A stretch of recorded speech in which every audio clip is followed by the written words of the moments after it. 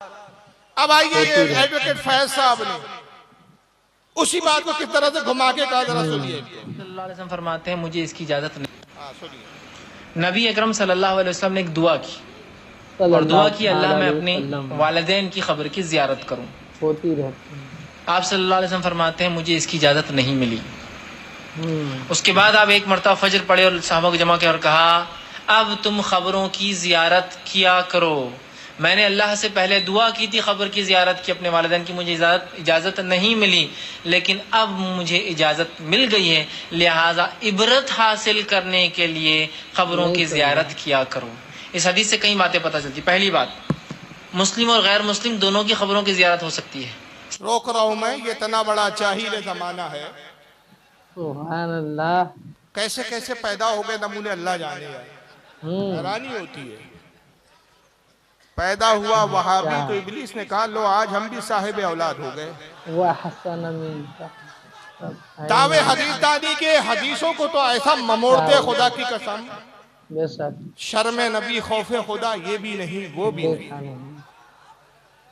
कहते हैं अल्लाह के रसूल सल्लल्लाहु अलैहि वसल्लम हदीस सुना रहे कि हुजूर सल्लल्लाहु अलैहि वसल्लम ने अल्लाह से अपने वालिदैन की कब्र की ज़ियारत की इजाजत मांगी। अल्लाह ने पहले इजाजत नहीं दी, बाद में फिर इजाजत दे दी। ना ये शरा देखेंगे हदीस की कि पहले इजाजत क्यों नहीं मिली, फिर ना ये शरा देखेंगे कि बाद में इजाजत क्यों मिली। कहते फिर हुजूर ने कहा कि मुझे जब इजाजत मिली तो मैं अपने वालिदैन की कब्र पर गया। इससे दो चीजें साबित हुई। तो पहली चीज क्या साबित करते हैं मौलवी साहब, नीम मौलवी साहब? कहते इससे पता चला कि इबरत के लिए कब्र की जियारत की जाती है। अल्लाह, काय के लिए कब्र की जियारत करना चाहिए? इबरत हासिल करने के लिए। जनाबे आली कि तुम्हारा बातिल अकीदा होगा कि तुम बुजुर्गान दीन की भी जियारत कर, अव्वल तो कब्र की जियारत करते ही। कभी कभार अगर चले भी जाते होंगे तो ये किस नजरिए से जाते होंगे? माज़अल्लाह इबरत के लिए। हमारे अहले सुन्नत का अकीदा ये है कि आम मुसलमान की कब्र भला इबरत के लिए आप जियारत कर सकते हैं, लेकिन अंबिया और औलिया की कब्र की जियारत इबरत के लिए नहीं बल्कि बरकत के लिए की जाती है। सुभान अल्लाह, जिंदाबाद जिंदाबाद। और दलील सुन लीजिए, सही मुस्लिम की हदीस है, आका कहते हैं मैं मेराज पर निकला, जिब्रील ने रोक दिया कि मोहम्मद रुकिए, मोहम्मद सल्लल्लाहु अलैहि वसल्लम, ऐ जिब्रील क्यों रुकवा रहे हो? मुझे तो मेराज पर जाना है, दीदार खुदा करना है। अर्ज करती है रसूलुल्लाह देख नहीं रहे मूसा की कब्र है, मूसा की कब्र की जियारत कीजिए। सुभान अल्लाह, जिंदाबाद। अब आका की हदीस के अल्फाज है, सही मुस्लिम की हदीस है ये। आका फरमाते मररतु अला कब्र मूसा व हुवा काइमुन युसल्ली, मैं मूसा की कब्र पर आया, देखा मूसा अपनी कब्र में खड़े हैं और नमाज पढ़ रहे हैं। सुभान अल्लाह, सुभान अल्लाह। बताइए जो कब्र में जिंदा हो नमाज पढ़ रहे, उससे इबरत हासिल की जाएंगी कि उससे बरकत हासिल की जाएगी? लेकिन फिर यहाँ एतराज करेंगे क्या रसूलुल्लाह को बरकत की जरूरत थी? नहीं, रसूल को बरकत की जरूरत नहीं थी। रसूल हमारे लिए सुन्नत बना रहे थे। जिब्रील रुकवा के जियारत करवाना सुन्नत बना रहे थे। जिब्रील ने रोका रसूल को, नबी कब्र पर रुके ताकि अकीदा सुन्नियों को मिल जाए कि बुजुर्गान दीन की कब्र की जियारत करवाना जिब्रील की सुन्नत है और बुजुर्गों की कब्र की जियारत करना मुस्तफा की सुन्नत है। सुभान अल्लाह, जिंदाबाद जिंदाबाद। तो इबरत के लिए नहीं होती। ये क्या कह रहे हैं माज़अल्लाह, रसूलुल्लाह के वालिदैन की कब्र की जियारत किस लिए करने गए रसूलुल्लाह? इबरत के लिए। अब दूसरी चीज क्या साबित होती है? उनकी ज़बानी सुनिए। मैंने अपने वालिदैन, इसलिए कि आपने क्या कहा, मैंने अपने वालिदैन की खबर की। अब इस मामले में लोगों को बड़ा वो होता है कि क्या आप सल्लल्लाहु अलैहि वसल्लम के वालिदैन भी गैर मुस्लिम थे? तो याद रखिए ये बात बड़ी सख्त है, लेकिन हाँ इसकी हकीकत यही है। अबू दाऊद की रिवायत है, आप सल्लल्लाहु अलैहि वसल्लम का एक सहाबी और अल्लाह के रसूल मेरे वालिदैन कहाँ हैं? तो कहा जहन्नुम में। वो ज़ारो ख़तार रोने लगे कि मेरे वालिदैन जहन्नुम में। देखा नबी अकरम सल्लल्लाहु अलैहि वसल्लम भी रो रहे। कहा अल्लाह के रसूल आप क्यों रो रहे हैं? तो कहा मेरे भी वही हैं। सही रिवायत है और कोई ताज्जुब की बात नहीं है कि नबी के ख़ानदान वाले या उसके वालिदैन जहन्नुम में हैं, इसलिए कि इब्राहिम अलैहिस्सलाम के वालिद कहाँ होंगे? हुजूर सल्लल्लाहु अलैहि वसल्लम एक मरतबा हुजूर के पास एक शख्स आए, सुनन अबू दाऊद की हदीस है, सही रिवायत है, ये जनाब फैज साहब कह रहे हैं। हुजूर के बाद एक शख्स आया, कहा या रसूलल्लाह मेरे वालिदैन कहाँ हैं? हुजूर ने कहा जहन्नम में। ज़ारो कतार रोने लगा वो शख्स। फिर हुजूर ने बुलाया, कहा रोते क्यों? फिर हुजूर भी रोने लगे, कहा मेरे भी माँ बाप जहन्नम में। मौलवी साहब ने सिर्फ हदीस पढ़ ली, हदीस की ना शरह देखी ना मुहद्दिसीन के अक़वाल देखी, क्योंकि जमात का शेवा ये है कि बस एक बात लेके उड़ पड़ो। कौवा कान ले गया, कान मत देखो, कौवे के पीछे दौड़ पड़ो। शोर हुआ, भाई कौवा कान ले गया, कान नहीं देख रहे कि कान तो यही है, कौवे के पीछे दौड़े जा रहे। अरे भाई कान को चेक तो कर पहले। ये वो जमात है। अबू दाऊद की हदीस तो बेशक सही है, लेकिन शारीन हदीस क्या फरमाते हैं कि या रसूलुल्लाह ने जो कहा कि मेरे वालिदैन, मेरे माँ बाप नहीं फरमाया, सिर्फ बाबा का, इससे वहां एक तारीफ की कि माँ बाप लफ्ज़ इस्तेमाल किया। उस हदीस में सिर्फ बाप का जिक्र है, मेरा बाप भी जहन्नम में है। शारीन कहते हैं इससे मुराद अबू तालिब है, अब्दुल्ला नहीं।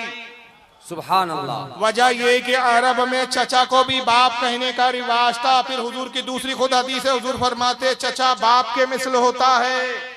वाह वाह। तो यहाँ मुराद अबू तालिब है, हुजूर सल्लल्लाहु अलैहि वसल्लम के वालिद हज़रत अब्दुल्ला नहीं। वजह तो यह है, मुहद्दिसीन कहते हैं कि जिस वक्त हुजूर पैदा भी नहीं हुए उससे पहले ही उनका इंतकाल हो गया। तो जब हुजूर को पाया ही नहीं तो ईमान लाने की नौबत ही नहीं आई। जब ईमान लाने की नौबत नहीं आई तो फिर काफिर कैसे? वाह जिंदाबाद। तो इंतकाल किस चीज पर हुआ? दीने फतरत पर। और दीने फतरत उसे कहते कि खुदा को एक जान लिया वो जन्नती और मोमिन हो गया। सुभान अल्लाह सुभान अल्लाह। अब वहां कहते ताज्जुब मत कीजिए, ऐसा होता है।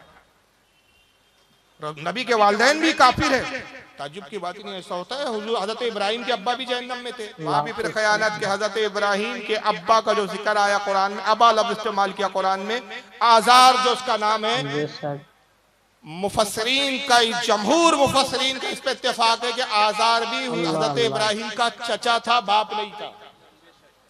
हजरत इब्राहिम के अलैहिस्सलाम के वालिद भी जन्नती है, वो भी दीन फितरत पे थे और उनका नाम है तारक। सुभान अल्लाह। इतना मुफस्सिर की तफसीर देखता है ये फिरका, ना मुहद्दिसीन की शरह देखता है, खुद ही अपने आप में बड़े मुहद्दिस बने बैठे।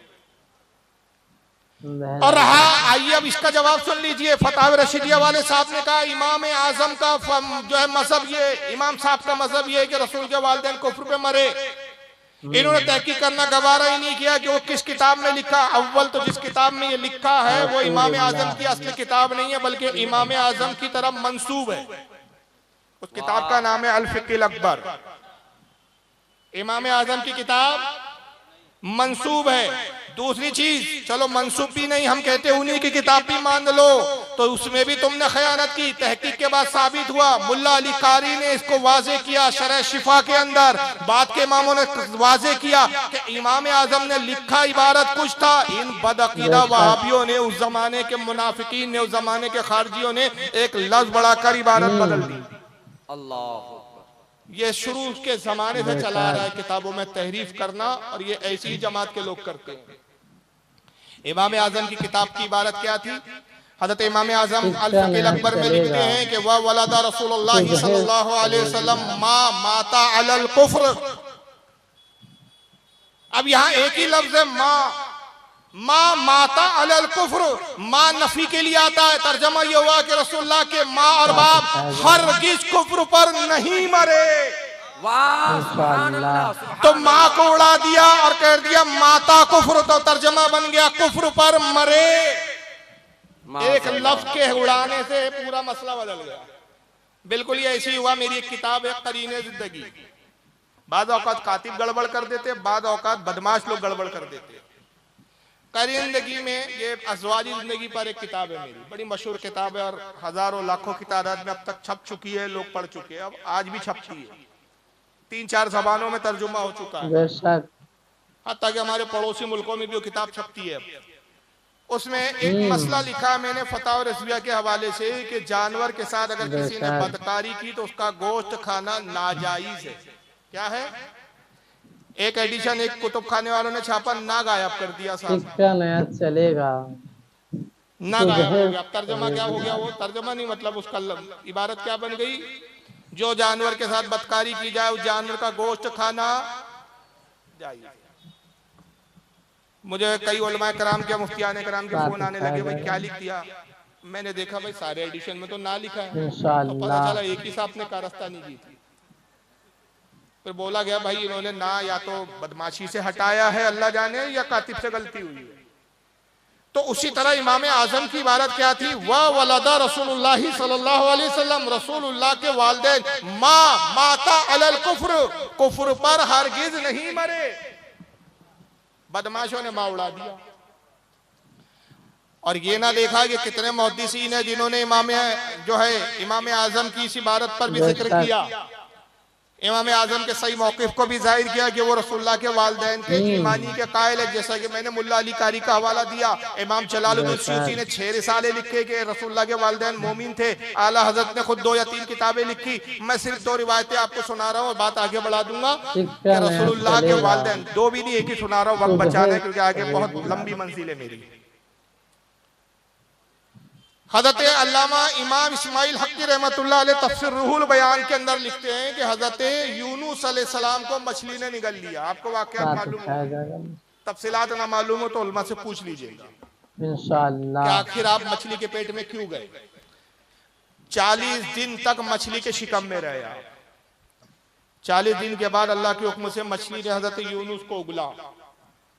40 दिन मछली ने अपने पेट में हजरत यूनुस अलैहिस्सलाम को हजम नहीं किया, तकलीफ नहीं पहुंचाई, हिफाजत करती रही मछली। अल्लाह ताला ने मछली को मुखातिब किया और इरशाद फरमाया कि ऐ मछली, तू मेरे नबी को 40 दिन तक अपने शिकम में लेकर दरिया में घूमती रही, हिफाजत करती रही, बता इनाम क्या चाहती है। मछली ने बड़े अदब से अर्ज किया, मौला मैंने सुना है कि तेरे आखिरी नबी तमाम अंबिया के सरदार तशरीफ लाएंगे तो उनको जन्नत में एक नहरे कौसर देगा, जो जन्नती उसका पानी से सैराब होंगे। ऐ रब्बे कदीर, अगर तू इनाम देना चाहता है कि मैंने तेरे नबी की हिफाजत की और 40 दिन पेट में रखा, तो इनाम ये चाहती हूँ कि मुझे जन्नत में नहरे कौसर में डाल दे। इमाम इस्माइल हक़ी कहते हैं उस मछली को नहरे कौसर में डाल दिया। ऐ अजीज गौर कर, जिस मछली के पेट में हजरत यूनुस 40 दिन रहे, वो मछली जन्नत में जाती है। जिस शिकम में यूनुस के भी आका 9 माह रहे, वो काफिरों के जहन्नम में कैसे जा सकते। नारे तकबीर, नारे रिसालत।